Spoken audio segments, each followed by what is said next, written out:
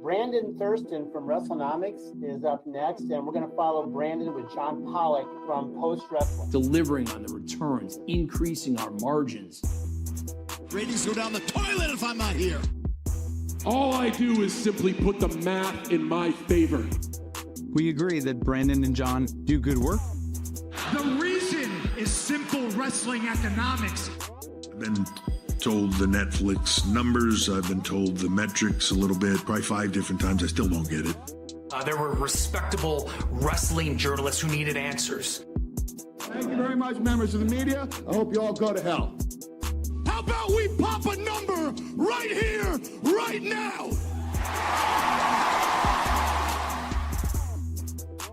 Whole part of the show, man. Here we are, everybody, for another edition of Pollock and Thurston, and joining us, not from the state of Delaware, Brandon Thurston. Hello, I'm here. From Buffalo.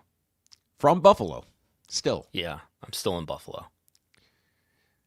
There was no trial this week. For those that are just weekly, if you just take in the wrestling news once a week on Thursday night, boy, what a week it has been.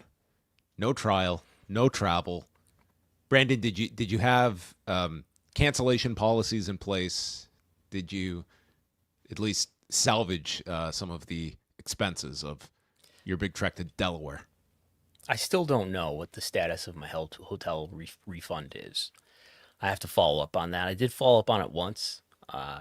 Did not come to a complete resolution. Maybe there'll be a settlement between myself and the hotel, but there is not a settlement in principle at this time. No. Yeah, we'll get to the latest on the shareholder lawsuit, but that's way down the list of topics that we're going to be getting to, because we're going to be starting off with Janel Grant, because today was a important day when it came to movement in this case that has been going back since the lawsuit was filed in January of 2024, and really all the way back.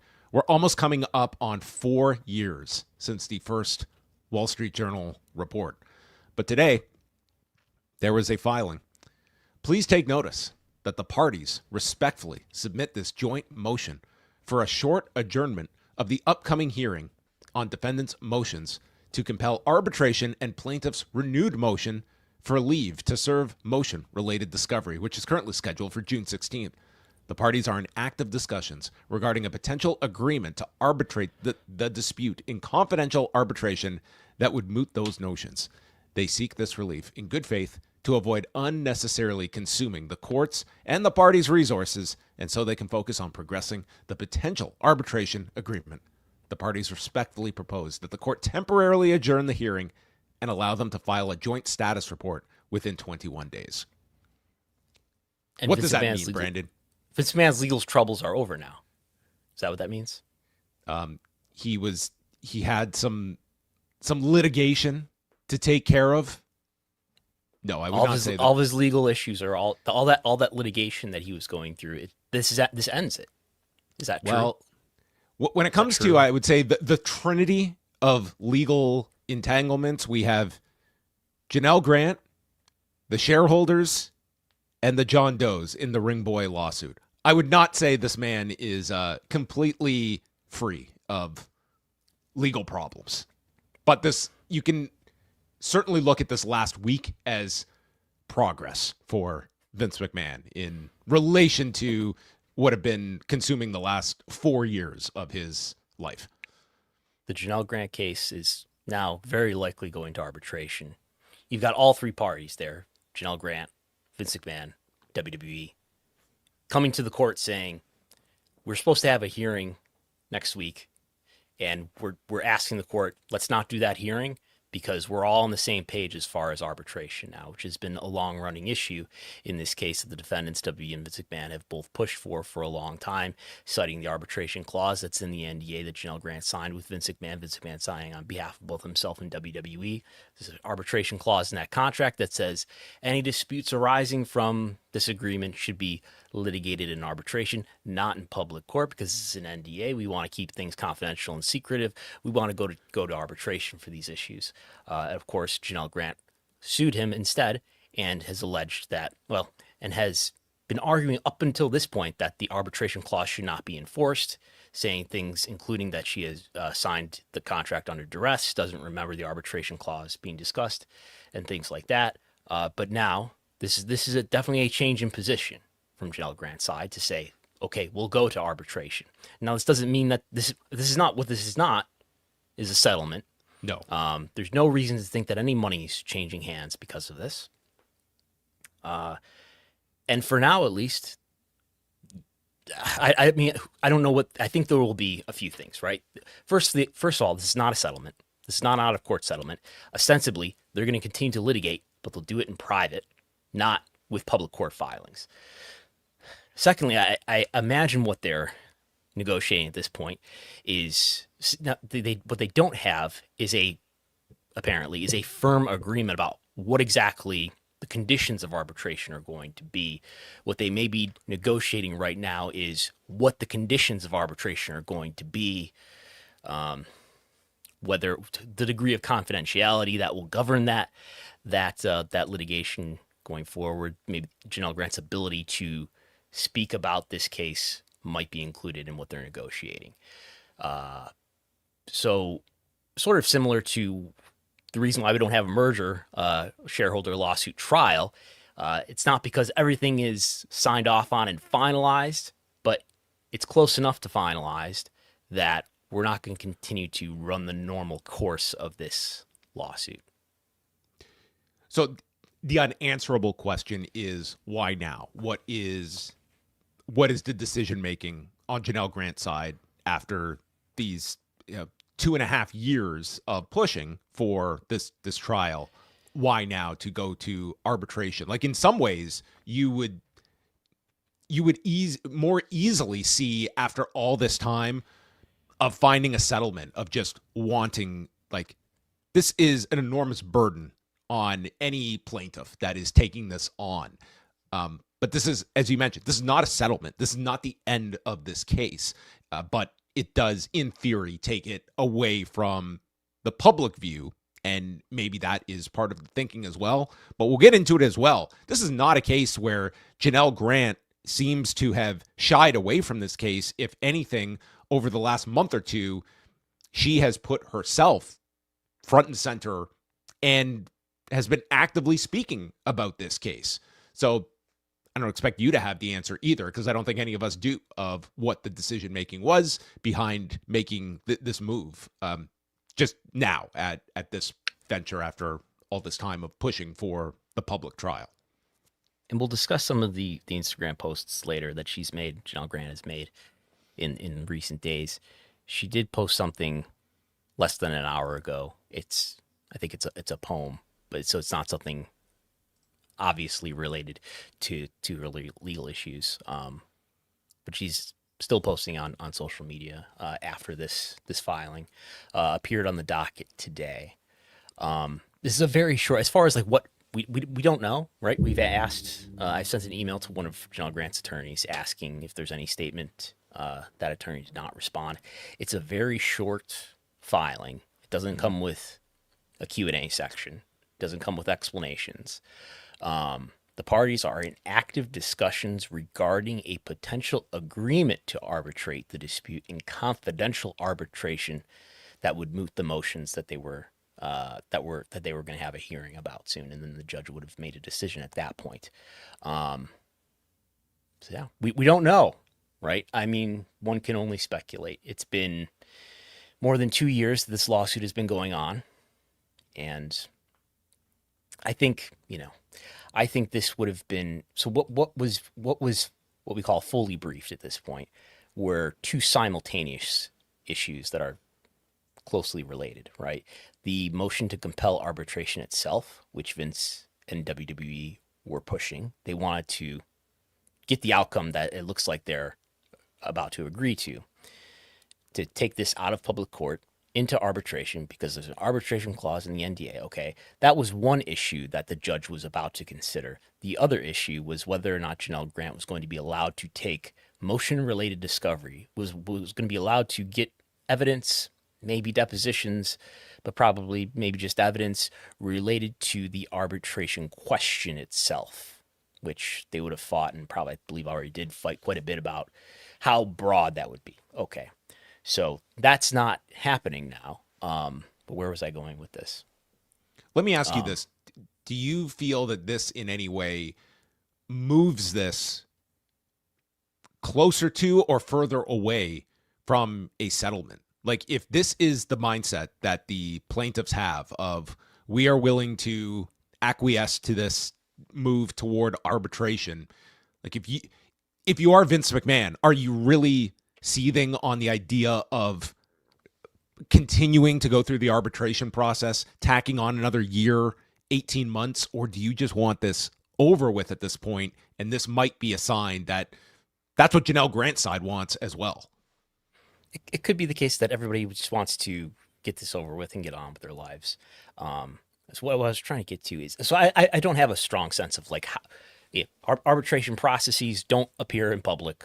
We don't have a lot to go on to say, yeah, that's how arbitration usually goes. You'd have to ask somebody who has experience with arbitration, I suppose. I could see it being resolved more quickly than would be resolved in a public setting.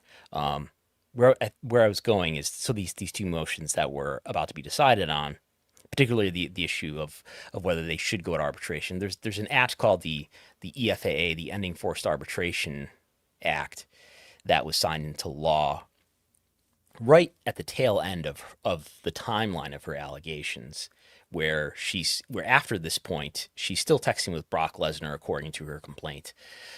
All of the sexual abuse allegations that she alleges against Vince McMahon and John Laurinaitis have occurred before that point. And I think it would have been a really difficult issue for the judge to parse.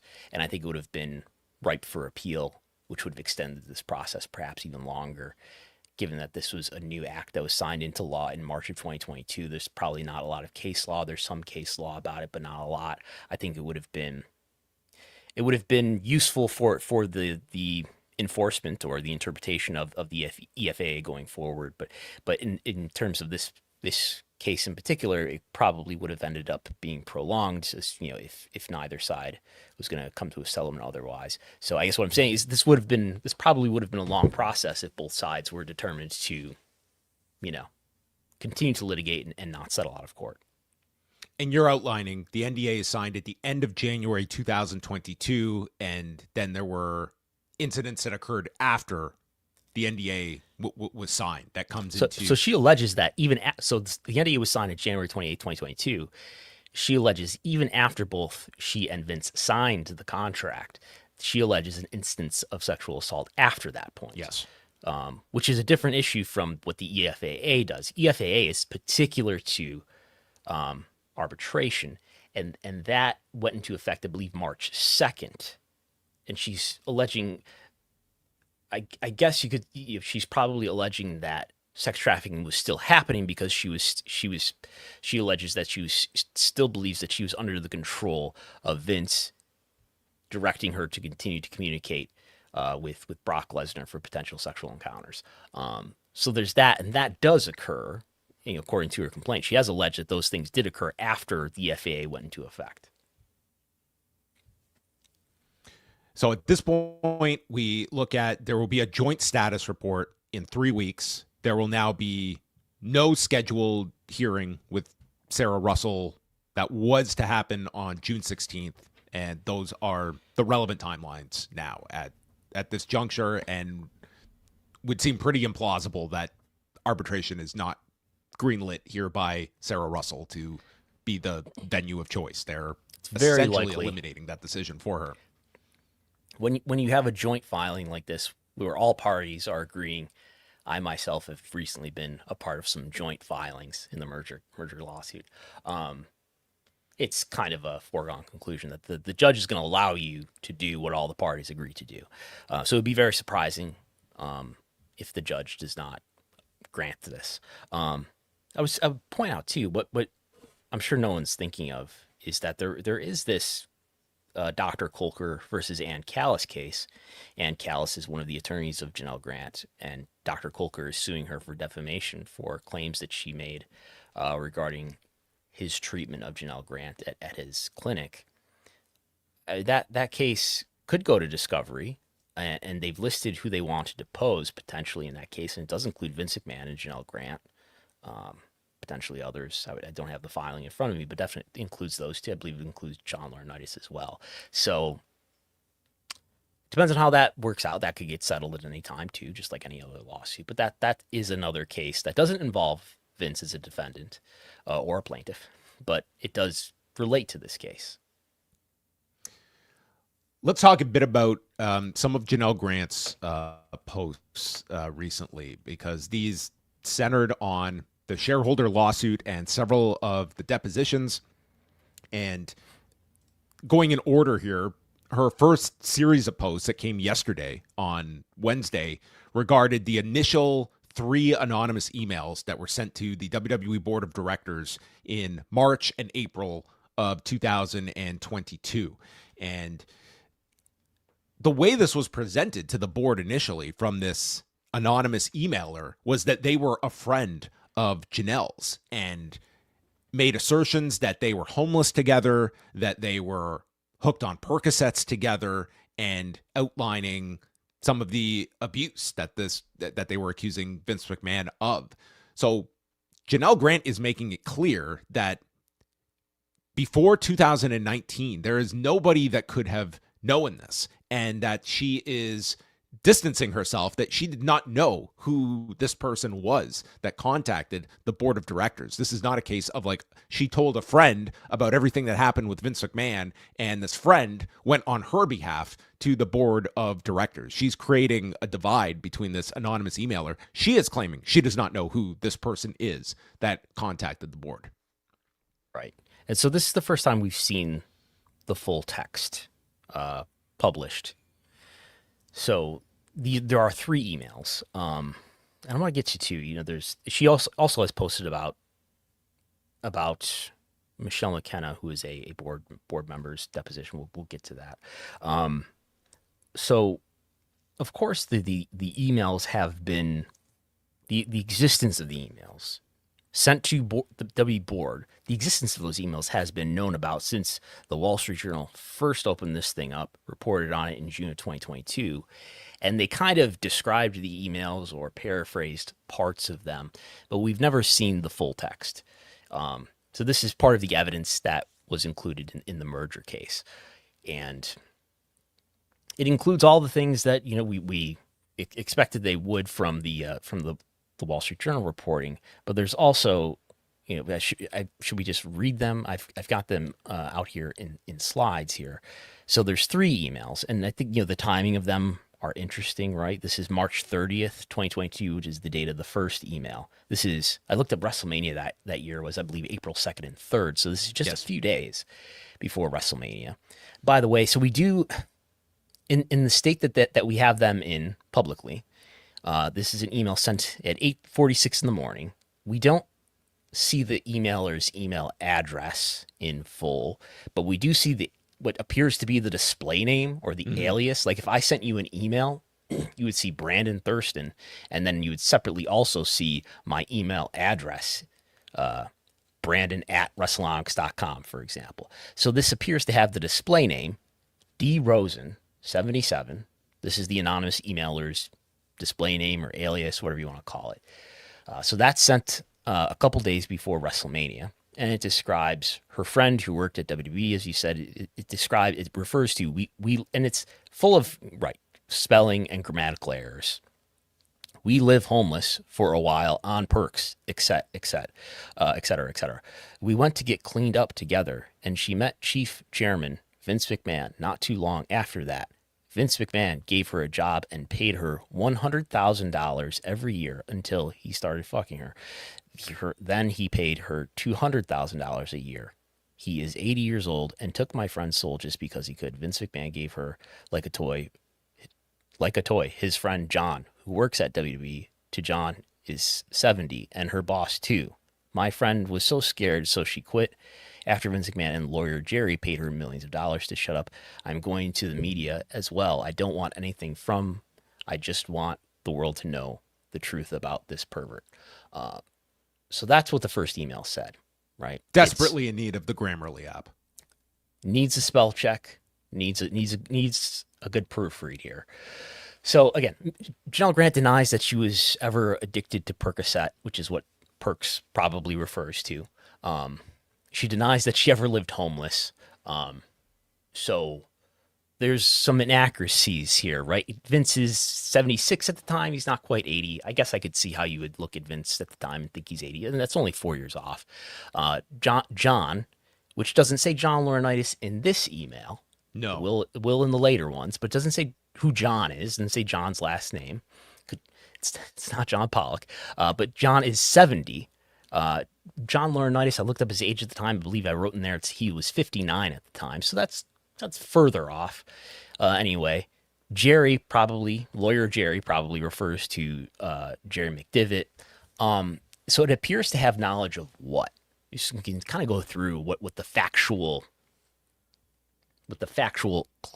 claims are, or the accurate facts that it knows about, right? Vince McMahon gave her a job, and based on Janel Grant's lawsuit, and I believe these things in particular have not been denied, that Vince met her at the condo that they both lived in, or the condo complex they both lived in, and he hired her into a job, got her a job. It's not as if this was a relationship that happened after Janel Grant was working for WWE. This is a job that he got for her, or helped her get in the company that he was in charge of. This talks about her salary, paid her $100,000 per year until he started effing her. Then he paid her $200,000 a year. Would have to check the complaint if that's consistent with Janel Grant's complaint in terms of exact numbers, but there is an account from her of her pay increased quite a bit at one point. So there are those things. This has knowledge, though, most importantly, of an apparent NDA when it says paid her millions of dollars to shut up. So whoever writes this email appears to have knowledge of a multi-million-dollar NDA, which did exist. So reading this, and we'll get further into the depositions, but both Nick Khan and Frank Riddick see this first email, and neither one are particularly swayed by this first message that this is anything more than some crazed wrestling fan. And reading it now, where I didn't realize this first email also had the salary in it, but like this first email knows Janel Grant by name, knows of this. We should point out it appears to name her, because with this is a merger lawsuit. The place where her name probably is redacted, but this is probably where it says Janel Grant or something very close to that. Yeah, so it's like knows the name, which right there, like that's not what the average fan is going to have knowledge of. Is aware of this relationship that we know Nick Khan knows. So it's like as soon as Nick Khan sees the name Janel Grant and Vince McMahon in a message, I don't know, my alarm bells are going off, and the salary as well. Like this is not information that just any fan would be pulling out of anywhere. Like it would be one thing if it was just claims against Vince McMahon that don't name anyone, or they're broad enough that you can dismiss. There is some specifics here that I think that this would at least raise, especially to a Nick Khan who knows what is going on. And I don't know what Frank Riddick knew or did not know at that time in 2022, but we know Nick Khan knew what was happening. So the Nick deposition where he's being asked about this is somewhat redacted. So it's parts of it are hard to follow. But okay, so it says so the question, this is Nick speaking. The March 30th email states that it was 8:46. The reaction to this one, there's a lot of passionate wrestling fans out there, and we get emails that are, sort of a little erratic all the time, sometimes threatening to myself or colleagues. Upon reading this first email, it felt to me like it was more like that. It didn't register to be real in my mind. And then we have the attorney asking him something that starts with, well, you knew that, redacted. Presumably he's asking him something about Janel Grant there. Mm-hmm. And Nick says, at some point, yes. Attorney says, and didn't you sign off on a promotion that took her from 100,000 to 200,000? Nick says, I signed off on her promotion.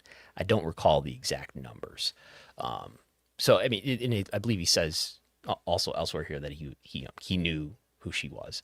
So I don't think there's any dispute. There's not any dispute that Nick Khan knew Janel Grant personally before she signed the NDA, before she left the company. He doesn't remember the exact amount, but yeah. So Janel states that what was going on in 2019, that she had been caring for her parents who had 2 sets of illnesses, medical debt, hospitalizations, and they declared bankruptcy, and we lost our family home. Life was such a disaster that Hurricane Sandy dropped a tree on the house that we were in the process of losing. What never happened? No living on the street, no addictions to perks, no rehab, and there is no person who knew me in life predating 2019 who could write this. And she states, this email does not contain allegations. This email is a storyline. Who sent this? I don't know, but public documents show a reimbursement of $20,098,000 in legal costs related to a special committee's investigation on March 19th, 2023. And again, to back up, we don't know the full email of the emailer. This D Rosen 77 appears to be the alias portion of the email. The email has markings, has words at the end of the emails that indicate that it's from a Proton Mail account, which is a particularly encrypted form of email, particularly encrypted email platform. Just to put some context to what Nick is saying here, when he says they get this first email and they get a lot of erratic emails and things like that. I mean, I don't know what kind of emails they get, but I can tell you from following their lawsuits over the years, they certainly do get a lot of erratic. They get a few every year, erratic pro se lawsuits that allege strange things from people who maybe aren't mentally well or connected with reality. So I could see, to some extent, why you would think that this was just craziness. But it does name an employee that very few people would know about, worked for WWE, names some portions about her salary that, depending on the accuracy, would be conspicuous. What we don't see on this screenshot, though, is who all this is addressed to. Like, we know this went to the board. Like, you can find, like, a public listing of who the board of directors are. But getting, like, email addresses for all these board members, I mean, that to me is, like, where was this sent to would be... So I'll tell you what I've not seen the unredacted version of the. I'm jumping to email 3 because this is where we actually see the to and from portions of this email, because what we have is an email thread of 3 emails. Based on the context of reading the depositions, the board members do not have typical naming convention WWEcorp.com email addresses, I believe. Particularly the independent members, right? Of course, the executive members do. The executive members are Vince, Paul, Nick, and Stephanie, right? And they have whatever. They have their own executive email accounts that are corporate emails. But the independent members of a board of directors are not day-to-day executives. They are part-time executives with a great deal of experience that's pertinent to the company, but they work elsewhere or they're retired or whatever. So I believe they were only using their personal email accounts. So these wouldn't be very predictable. It's not like you could say, okay, first name, last name. These were all over the place in terms of what their email accounts would be. And I think a lot of them were using personal email accounts, or they might have been using email accounts from other businesses, right? So these wouldn't be email accounts that would be easy to predict.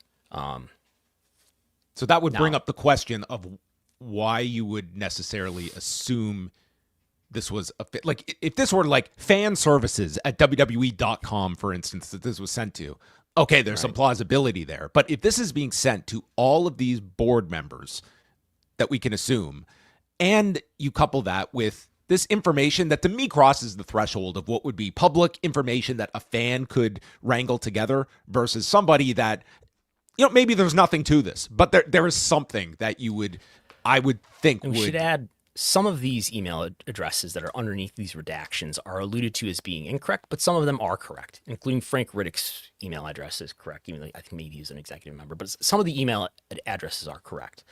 I'll say, as somebody who tries to track people down a lot, I can find, if I spend enough time, I can usually find somebody's contact information. You're also never writing like this poorly either. True. Now, this person apparently has trouble, or wants to give the impression that this person has trouble stringing which together. is a fair caveat. Like this, you can't, like, there is some brutal grammar and spelling here, whether intentional or not.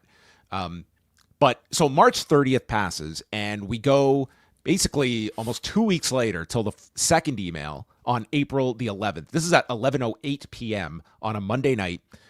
The board of directors for a major company like WWE does not care that the old founder and his old sidekick, John Laurinaitis, took advantage of a redacted who only worked hard. She would be angry that I wrote this, but I want no money. I am sending this out to your stockholders tomorrow and to all lawyers my friend worked with. The lawyers know of the settlements investigate, and you will see WWE paid for her silence. Redacted is her name. Very good lady. Treated like an animal by Vince McMahon and John Laurinaitis. Again, sent with the Proton Secure email. So from the same D. Rosen 77. Yes. So this is incrementally showing that this person knows more, whether that's intentional or not. Now we have Laurinaitis named. Now we have settlements, the word settlements used. So really using sort of a synonym for NDAs there. It's sort of escalating the showing that, oh, this person really knows something that may be true and is suggesting that you investigate. And the final email is 3 days later on April 14th, 7:11 a.m. Deadspin is surprised that board of directors has not checked Vince McMahon's phone, which will show all of his hurtful pictures back and forth to redacted. These include pictures of his privates to a 25-year-old employee and them in sex together, and with Johnny in sex acts with her. Gross old men abusing a 25-year-old. And by the end of the third email, this is when WWE does initiate an investigation into this. And it seems to allude to Janel Grant being 25. She was 41, I believe, at the time of these emails. So that's well off. It alludes to, I mean, it implies that this person is also interacting with Deadspin, the media outlet Deadspin. We've discussed this a little bit, and we're not aware that Deadspin was, in fact, tipped off about this or was working on this. We could look into that more. But clearly, I mean, as far as what's published, Deadspin did not publish anything about this story at this time. The Wall Street Journal broke this. It alludes, so this person seems to believe or know that Vince McMahon has explicit images of this person on his phone and is suggesting that. I mean, sort of giving the board members a guide to follow, you know. Get him to hand over his phone and look at what's in his phone, and you'll find confirmation of what I'm alluding to. Yeah, there's also like the question at this point that you are, you know, creating like this paper trail where you are being told of potential like illegal acts, and you are being warned about this. It's as much a covering your own tracks now. Like, is this going to be something that you had a pattern of these emails that are alluding to things that you did not act upon? So they did initiate like an investigation at this point, but none of this becomes public until June 15th when the Wall Street Journal reports this. The bigger question is what happens between March 30th, 2022 and June 15th when the Wall Street Journal publishes. How does this information land into the hands of the Wall Street Journal, and they're able to report this out as they do? Yeah, and I want to parse two things that I understand are in the air today, right? Like there's, we have a portion of Michelle McKenna's deposition testimony, which speculates about who she thinks the Wall Street Journal source. Why don't you explain first who is Michelle McKenna? For those Michelle McKenna is one independent member of W's board of directors. Now, she's not on the board when these emails are received. She joins the board way off in September 2022. By this time, a few board members have left. It's unknown, wonder what reasons. I mean, it's supposedly for no reason. Okay, but anyway, she's a member who joins the board in September 2022 after the Wall Street Journal has already reported about alleged sexual misconduct against Vince McMahon. And she's asked in her deposition who she thinks the Wall Street Journal's source or sources are. This was among the things that WWE was fighting to withhold, and they did not prevail in withholding it in relation to my notice of challenge in the merger lawsuit. So Michelle McKenna alleges that, well, she doesn't allege.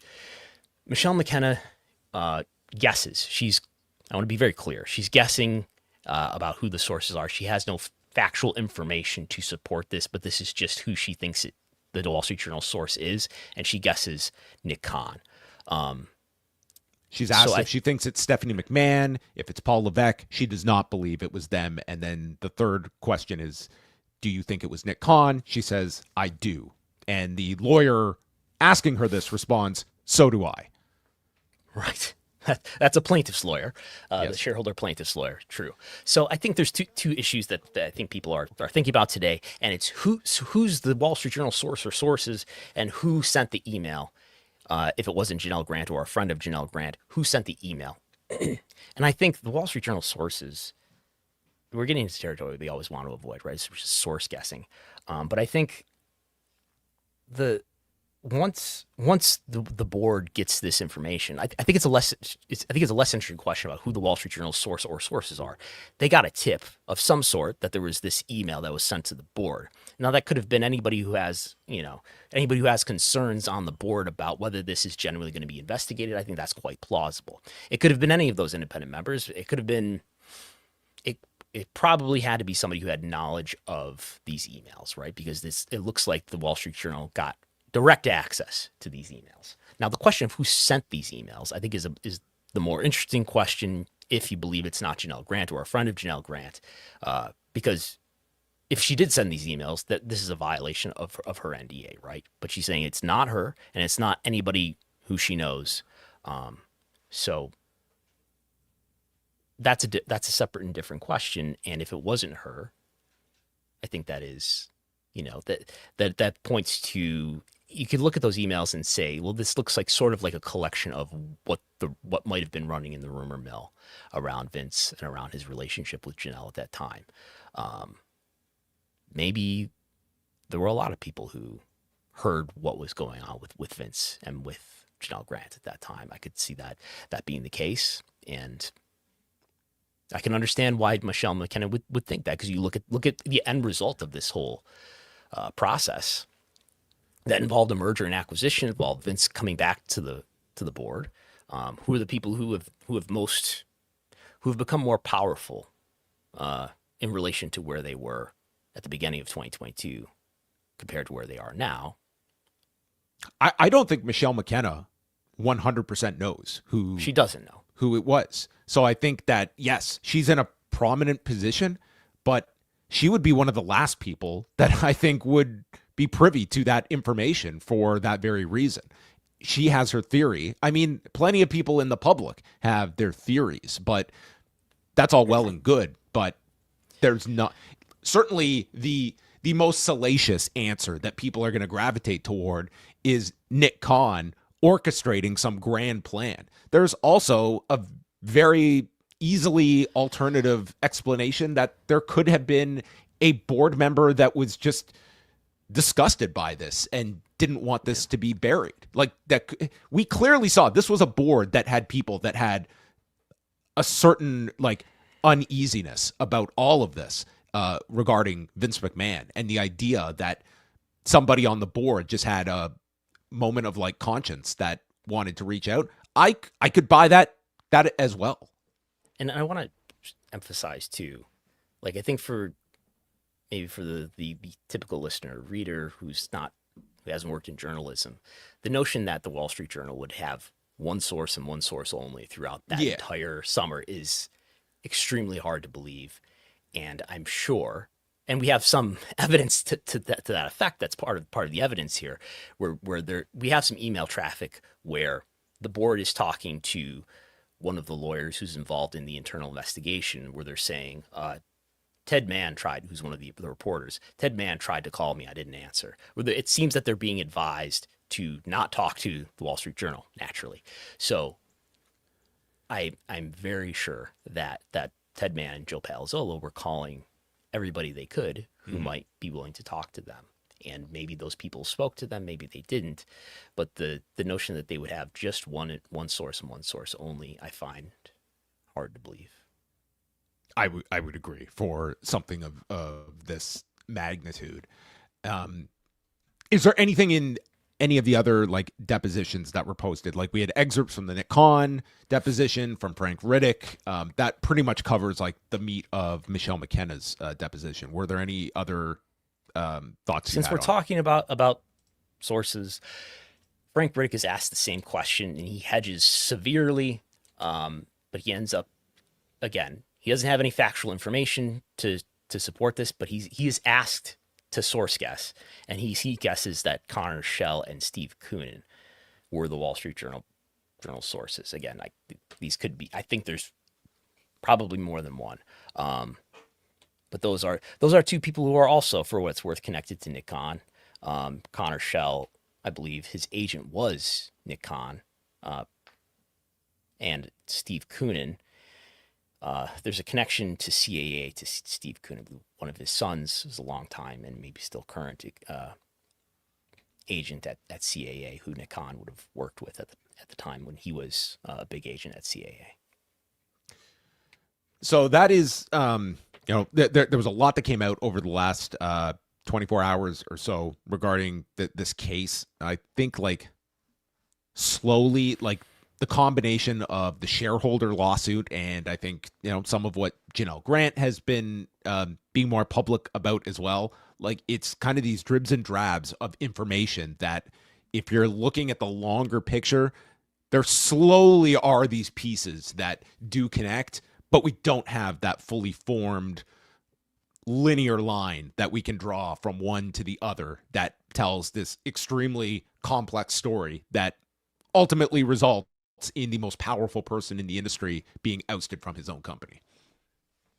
Yeah.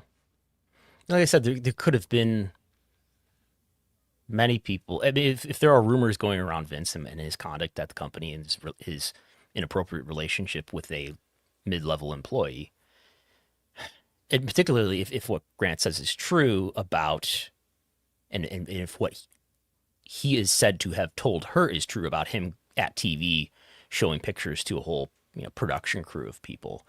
I mean, if that is true, then maybe Vince was being not very secretive about his relationship with Grant, which could have led to rumors and things like that. Should we talk a little bit about what exactly the status, the diminished status of the shareholder lawsuit is now? Where are we at, Brandon? It's basically been signed, nearly sealed, not quite delivered. Is that where we can put the shareholder lawsuit? Is it right at the 1 yard line? We have a settlement in principle. What does that mean? That means that barring unforeseen circumstances, this case is done, and we're never going to hear of Travis Laster again on this show. We have a minute order. I don't know. Somebody's got to tell me. Do you when it's a minute order, do you say minute order or do you say minute order? Because it always refers to like a short order that I'd say that, minute. That is I'd go minute. Minute. So the entire text of the order just appears on the docket. There is no filing to go with it. Aren't you glad you all learned that now? So this appeared on June 7th, which was what? Monday? Well, it's dated Sunday. Okay. And then that's right. Then the court administrator confirmed this to me and to Jennifer Kay of Bloomberg Law. And it says, the parties have represented to the court that they have reached an agreement in principle on a settlement. At the parties' request, the trial is canceled. The parties have advised the court that they will present the settlement for approval in due course. And this broke on Friday, into Friday evening, where I was getting live updates from you as I was watching Dogman the musical, catching up on. What is Dogman the musical? It's Dogman it's a very popular kids franchise. Yes, it's okay. I don't think you'll be checking it out on your own. That would be my assumption. So I mean, I can say the silver lining was this was not done on Sunday night or Monday. For your sake, they did get this done at least going into the weekend. So I did not go to Delaware, but no, we don't know any details. We don't know any dollar amounts. If there's going to be a settlement, there's almost certainly, I hesitate to even say almost, there's going to be a lot of money changed hands here, and it might take months for us to figure it out, or to be. I think they'll just disclose it. A lot of questions here about, like, does insurance cover this? Does insurance cover the WWE portion? Does insurance cover the Vince portion? Because what we've got alleged here are intentional illegal acts, at least in Vince's case, of self-dealing, where he was allegedly trying to extract a benefit that is a role in the company that the shareholders couldn't have, right? So I don't know if insurance is going to cover him. Maybe it will, maybe it won't. I don't know if we'll learn that, but I think we will realize, because TKO is a publicly traded company, and this is probably going to be a material amount of money, that we probably are going to be told whether or not insurance is going to cover the W portion. And I believe once it's, at least by the time shareholders get letters saying, oh, you're going to get X number of dollars per share that you held during this time period, we're going to know how much this is worth. One question you had was, does Vince get to benefit? So all the shareholders are probably going to get money, a certain number of dollars and cents per share, depending on how many hundreds of millions of dollars or tens of millions of dollars this settlement is worth. Vince McMahon, who had like 28 million shares at the time, is not going to get any money here. I believe this is only going to affect the public float. That is the non-Vince shares, and then the defendants themselves will probably be excluded too. Nick, Paul, George and Michelle, who I think George and Michelle had shares too at the time. They're not going to get. This is not a dividend payment.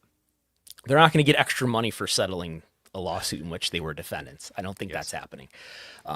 So there, as far as new stuff appearing on the docket, probably not.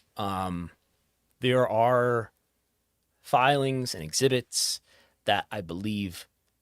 I will look through things when I have time, but there are filings and exhibits that are either still sealed or have redactions that I don't think can be justified. So we may not be done here. I mean, we were just looking at Nick Khan deposition that appears over redacted to me, so we'll get to that eventually. Yeah, this is one though. Like I think we'll very clearly see what the total amount is of the settlement, and like odds are they're going to probably break these up into installments that it is paid out over, like very similar to the UFC class action lawsuit as well, which I don't think this will approach that figure, but it's got to be a sizable figure. This is, I mean, what was the UFC antitrust is 375 million, right? Plaintiffs here were going for at a minimum 466 million. That was their floor. Yeah. Like throwing out the class action suit, like for WWE, this has got to be like, this is going to be the biggest payout WWE has ever made, you would think. Like this has got to, like, what was the largest? The Saudi Arabia suit? That was 39. 39. Like they this gave is going to be 20 to MLW. 18 to Martha Hart. Like these are, relatively modest figures in comparison to what I imagine this one is going to be for the plaintiffs. And what did they do here? Are they negligent in someone's death? Is this sexual abuse? No, this is shareholder value. Did you properly wine and dine KKR with your data room? All right, let's move on to a few other lawsuits. Why not? This weekend, it's UFC Freedom 250. What a spectacular celebration of Donald Trump's birthday this coming Sunday. You can buy a the Donald country's Trump birthday. It's UFC country's commemorative birthday, right? coins. Isn't this No, is July that's next 4th, month. right? July 4th. It is 4th of America's 4th of July birthday. weekend is, of course. Yes. Yeah. It just, America's turning 80. This is next month, right? You know what? It's 4th of July, just way too busy. They had to do this on June 14th. So don't make this political, okay? It's not political at all, okay? They're going to be telling the story of America in between fights. I don't do politics. I can't wait for Dana White's rendition of the history of America. Okay. So, two people have filed a suit. This is a Vietnam veteran and an organizer that have filed a lawsuit in the District of Columbia. They're attempting to place an emergency order that would block the UFC from hosting its Freedom 250 card, calling the event a corrupt scheme. The lawsuit disputes the legality of the event, calling into question President Trump's business ties to the MMA card. He has bought some stock in TKO. This was filed by Vietnam veteran Paul Romano and activist Susan Douglas. They're represented by the Public Integrity Project, and the lawsuit considers the event a corrupt scheme to hand the White House, South Lawn, and Lincoln Memorial to a private for-profit sports promoter. And they are arguing that they have not gone and received the proper regulatory approval to hold this event, that they bypassed certain the National Park Service agreements is in violation because that prohibits sporting events from being held on federal parklands. And the lawsuit also brings up that the stage set up on the White House South Lawn has been constructed over the past few weeks, did not receive the required congressional authorization, and taxpayers might be left to have to fix the South Lawn from the damage incurred this coming weekend. So they have, the government has responded. So, real quick, Zuffa, UFC, TKO are not defendants here. They're suing the National Park Service and various officials and the U.S. Department of the Interior. Yes. So the government has responded, stating that this was something that has been in the plans for a year. They have waited until the last minute to file this lawsuit, and that there would be far greater harm to all of the planning and budget that has gone into this event to cancel it at the last minute versus the damages that they are alleging that these two would incur by this event going forward. I mean, folks, there is no way this event is getting shut down. So this is, there are legitimate arguments here that they did not go through these proper, procedures to host this. But I mean, folks, like this to me is this is a 2017 argument in a 2026 world with this administration. So I do not imagine that this is going to face any threat of a shutdown on Sunday. Yeah, I haven't read this lawsuit. You're ahead of me on this one, but I would not bet that this isn't going to go forward, this event. A rep for the Trump administration called this lawsuit obstructionist, baseless, and dilatory. Dilatory. Oof. Nick Bockwinkel here representing the Trump administration. So that is going down on a Sunday evening, folks. Should be quite the celebration of the United States of Donald Trump. We also have an update on AEW Ryan Nemeth. Yes. Just when you think we've moved on, this case brings us forth. So this is quite the case of the bait and switch. So Ryan Nemeth and AEW also locked in a battle over arbitration, which an AEW contract does stipulate that disputes are to be settled by our favorite arbitrator, Jams. Have a jam session with your two parties. So Ryan Nemeth, not Nick. Nick has nothing to do with this. Ryan Nemeth filed a complaint last February against AEW, Tony Khan, and Phil Brooks in the Superior Court of California, where he alleged assault, retaliation, and being blacklisted from the industry, and accusing the AEW of breach of contract, breach of implied covenant of good faith, and fair dealing. But in April of last year, Nemeth voluntarily dismissed the suit in LA Superior Court, agreeing to take the matter to private arbitration. So it seemed like, okay, the sides are all in alignment. They're going to take this to arbitration. Therefore, AEW dismissed its own petition and was seeking to compel, where it had previously been seeking. It's very similar to the Vince McMahon Janel Grant case. Like they wanted to go to private arbitration as well. Now AEW is claiming that Nemeth has misrepresented and misled them through his conduct. And they filed a petition back on June the 5th, a couple of days ago, in the U.S. District Court in the Middle District of Florida, compelling Nemeth to arbitrate the dispute at a JAMS office near Duval County, Florida, and be adjudicated under Florida law. Because when Nemeth said to take this to private arbitration, he wanted to move this to a JAMS location in California, and that he could invoke California labor law. What's interesting about California labor law that might be relevant to this? Well, that would recognize Ryan Nemeth not as an independent contractor, for one. He would be afforded the luxury of being tried as a employee, which his contract states he is not. So that's concerning. I don't know if Ryan thought he was just going to sneak this one through, and it's like, hey, they'll just show up in California, no questions asked. There wouldn't be any resistance to this notion. But AEW's like, yeah, no, we're not doing this. And the plot thickens here between employee versus independent contractor Ryan Nemeth. And AEW is now JAMS. What's I don't want to say hilarious about this, but JAMS is siding with Ryan Nemeth here. They're like, okay, we're going to give you guys a questionnaire about locations to do this in. And we're going to they turn this into a kid's board game. It's like, we're going to give you 10 options. You get to cross out 2 of them and rank the rest of them. And the majority were locations in California. 3 of them were in Florida. And for the hell of it, they're like, one of them's in New York, which none of you want. So AEW's like, listen, our contract says Florida. You're giving us 3 out of 10 options in Florida. No.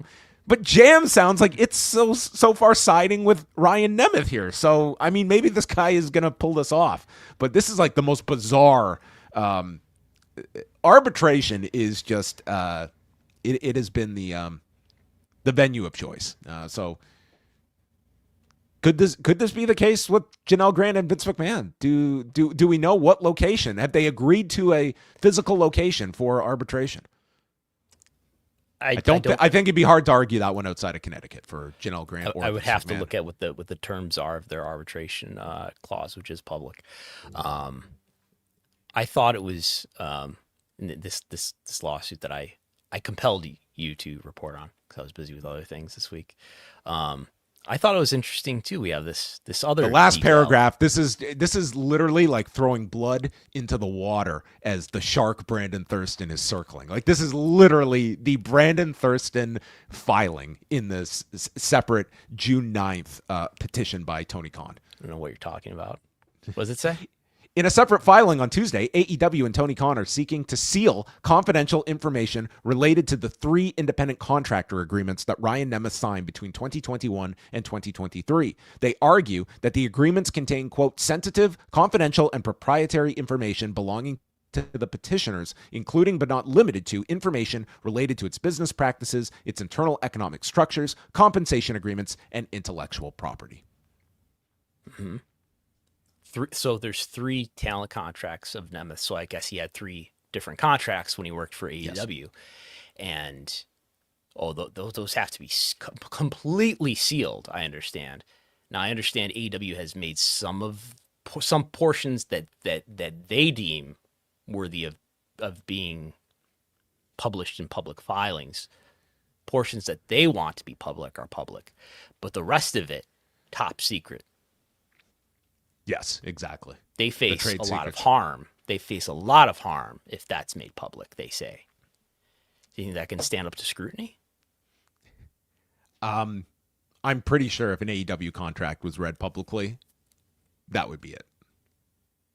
It would be all over. All Tony Khan's secrets in those contracts. No, I think this would be a reasonable challenge, Brandon, if you were so... I'm going to research this. I'm going to look into it. Uh-oh. The magic words. I'm looking into it. So that's the latest on the Ryan Nemeth case. the final story that we've got here. Let's talk a little bit about Bushiroad and its sale to of New Japan Pro Wrestling stock to TV Asahi and Cyber Agents. So we had the announcement back at the end of May, and Weekly Gendai in Japan has some further reporting from a source at TV Asahi that the idea of Bushiroad selling goes back to last year, and they reportedly approached TV Asahi about the idea in February. TV Asahi being, of course, the longtime broadcast partner of New Japan Pro Wrestling. They already owned almost 23% of the company, but it notes in this report that Bushiroad felt that New Japan had reached its limit of profitability. So Bushiroad had been considering the sale since last year. Reached its limit of profitability. Probably words you never want to see from a parent company in writing. So Weekly Gendai reports that the broadcaster felt limited in what they could do, and also brought in Cyber Agent into the process, and we could see some interpromotional matches between them, and a little bit more information, but gives you a sense at least of Bushiroad.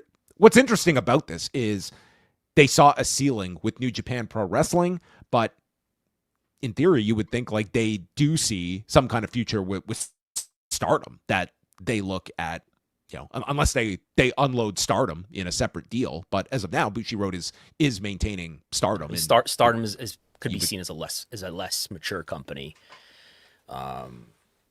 Companies have these growth cycles. I mean, I think that's totally reasonable. That Stardom's a much smaller company than New Japan's, maybe a quarter the size in terms of revenue or something like that. But that there's more growth there than New Japan is, which is certainly in a business lull compared to where it was in 2019. And our final story. Everyone's talking about real quick, the UFC. Real quick. I want to reflect on what New Japan was sold for. New Japan was sold for, Bushiroad sold their portion for $22.6 million, and so that implies that the full value of it is $32 million. Now, I know WWE is fathoms more valuable than New Japan, but WWE in 2023 was sold for $9 billion. That is like less than 1%. This isn't even like the interest on a payment for some of the financing of that merger. Does that make sense? No. It's a shockingly low number that I'd be really curious to get into the heads of some of the, It's less than 0.5% of $9 billion. I know I'm comparing it to WWE, but I mean, this. Why was it? I would be interested to know how they came to this valuation, and maybe there should be an investigation to whether shareholders got the right amount of money for their transaction here. Oh. No, I don't know. I mean, do you think this was a fair bidding process? Did AEW get the chance to bid? I have no knowledge, but I would guess no, because I could see a number like that being a very attainable one for Tony Khan, who was willing to spend a whole lot more money, $76 a share that Base 10 was willing to bid on WWE, and you're telling me your partner is. Like, I would have seen Tony Khan, okay, maybe your argument would be that they do need to have some Japanese ownership. I don't think Tony Khan would necessarily be averse to going into this with a TV Asahi, for instance. Like, $22 million, and you get New Japan Pro Wrestling, and I could absolutely see that. Like, this guy has held on to Ring of Honor for all of these years. You're telling me New Japan Pro Wrestling at this relative bargain of a price in relation to what you were bidding on a few years ago? I think that's. I would be shocked if Tony Khan was not interested in this, and he was even made aware where potential counterparties reached out to Tony Khan. Would you buy New Japan for this went for 32? They did sell controlling interest, though, right? 70%. Yeah. Would you buy controlling interest in AEW? You wouldn't even have to maybe buy the full thing. You could have bought controlling interest for $25 million. Well, that those shares, though, are broken up between TV Asahi and Cyber Agent, who basically have equal ownership. Bushiroad sold them. Bushiroad held that. Right. You're right. So the two entities would be out of this equation, and you would have a case where, Tony Khan would have had majority control, which I think he would have insisted on. I don't think he would have been looking at this to be some 50-50 partner. But you're right, like the 70% for $22 million. Like, I would imagine you could, like, that number probably represents like a handful of talent contracts per year for Tony Khan. Do we know how much Ring of Honor was bought for? I just Googled and it says Ring of Honor was bought for less than $4 million. It's maybe the Observer is the source of this. So that's consistent. If Ring of Honor went for less than $4 million, if that's true, well, in that context, this looks fair. This looks much more fair than trying to think about what WWE is valued at. Well, I would have loved the idea of Forbidden Door. They bring in New Japan, and Tony Khan and Chris Charlton sit down and hash it out on a broadcast together. Or Tony Schiavone. That too. Yeah. All right, the final story here. The New York Times. Michael Schmidt. Let's go. Michael Schmidt, all on top of this. So this was I don't know. Everyone always brings up HIPAA laws. I don't know how they apply to this necessarily, but Michael Schmidt got some incredible doctor-patient information here out of this Dr. Neil, I'm going to try my best, El Atrache. You think I'm anywhere in the realm of El Atrache? I don't think this doctor is Canadian. So they're reporting that Conor McGregor, after shattering his leg against Dustin Poirier 5 years ago in July of 2021, after exiting the USADA testing pool, got yoked. And I think anyone looking at this man's physique during those years would say, yeah, most likely. And then re-entered the testing pool. And a lot of people saw this as, it was Conor's way to, the doctor is denying that he prescribes hormone or steroid treatment, but speaking with... He wrote a letter supporting Conor's exemption from his therapeutic use exemption, which is a thing in the wellness policy. You can get therapeutic use exemption, at least you used to. Yes. He said that he had written a letter supporting McGregor's application for a therapeutic use exemption that would permit him to use banned substances. This application was later denied, and El Trache claimed that his support was based on science. However, he declined to cite the research that endorsed the use of PEDs to heal a broken bone. The Times spoke with 10 sports doctors, sports officials, and trauma surgeons, and they didn't know of any example of a pro athlete ever granted a special exemption to use PEDs for that purpose. USADA declined to answer. It's worth noting USADA is no longer the testing partner with the UFC. And, if you go by the New York Times reporting here, like this was a source of contention between the UFC and USADA. And the UFC has now kind of brought their drug testing in-house to oversee. And, Conor did return to the testing pool and he's fighting next month. Listen, I wouldn't be able to comment on like the science. This guy did suffer a horrific injury, and to his bones or to his muscles, because that's what we think of anabolic steroids as helping, right? Is muscles. Yes. So I mean, if you have 10 doctors that are citing like no data that would support PED usage for assistance for the rehabilitation, no one's going to deny this is a horrific injury. And if taking any level of drugs that's going to aid in that, I think people would be very understanding of that. But is that the case here versus somebody that just found a convenient out, left the pool, got juiced up, and then re-entered the pool and is coming back as a welterweight? Now, I want to fully and fairly include Dr.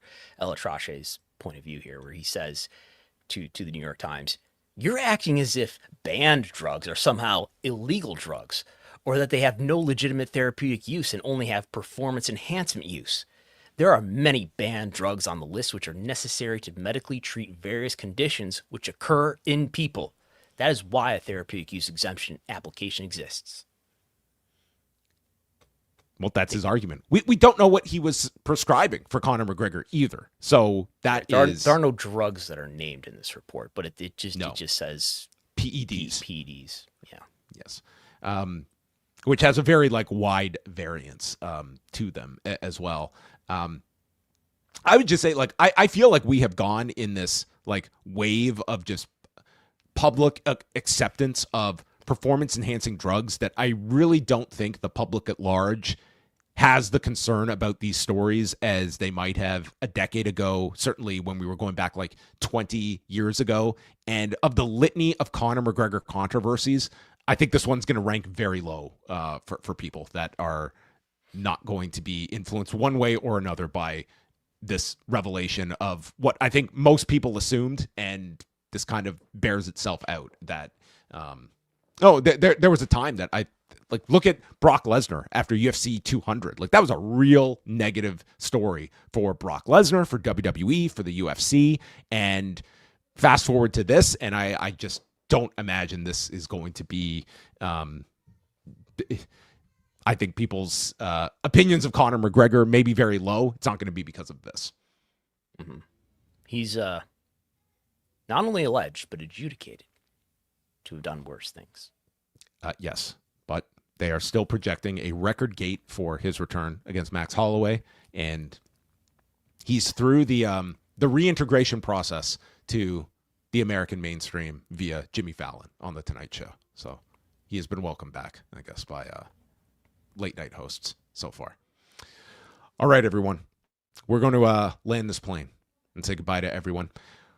What do we have happening over on postwrestling.com? Today we have just released our Ask Away mailbag show, 2+ hours, including how do you and Wei Ting get along? How do you work together?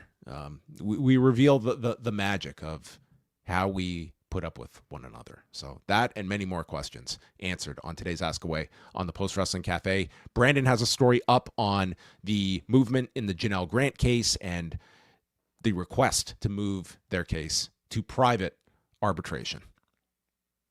Yep. So you can catch that and many more legal updates, things that Brandon is looking into. Important question that we do need to address here. Brandon, what happened to your forehead? You keep touching it. Looks like you had a helmet on or something. No, I just have a pimple. Oh, okay. Just standard bald person stuff. Thanks for your concern though. Yeah, I'm glad we squeezed that one in there for everybody to get the update on. This brings to mind too. I meant to mention it last week. I was in Wegmans a week ago, and somebody looks at me and says, "Hey, big fan." And I'm like, "Yeah, I listen to Pollock and Thurston every week." I was like, "So, cool. Wow, yeah, Wegmans. I love it. Yes, I love it. Yes. I hear we're big among the law community. Do you get recognized outside of wrestling events? I've been recognized at wrestling events, but outside of wrestling specific events, do you get recognized as famous John Pollock? Not too often. I did have, but it happens. It's happened. There was one where I was literally getting home, and a person walked by my house and pulled out their headphones. They're like, "Hey, I'm listening to you." Oh, that's right. I remember you told us on the air, right? I was like, "Oh, wow, you're here at my house." I mean, nice guy. It was at your house. Yeah, dude, it was right outside my house. I'm walking up my steps. Did you tell him that this is just a friend's house? Yeah, I never quite understand what. Well, I guess there's the video component, but part of me is you're listening to me. How do you know it's me for sure? He was so sure about it, and I mean, he was correct. So, anyway, it happens occasionally. Never. I don't think we have Wegmans here, so I can't. I don't have that crossover appeal. It is in New York City now, though. Yeah. Here, there's barbers, law community, Wegmans. Oh yeah, yeah. Lots of listeners out there. So we appreciate all of you out there. All right. Next week, we'll be back here, same time, 8:30 p.m. Eastern time. Go support patreon.com/Wrestlenomics, okay? There's a reason Brandon can set out to places like Delaware for you, the people, okay? This is support independent journalism. You can also go to postwrestling.com, reading Brandon's work, myself, and the whole team at Post Wrestling as well. So we will say goodbye, and we are back next Thursday here on Post Wrestling and Wrestlenomics.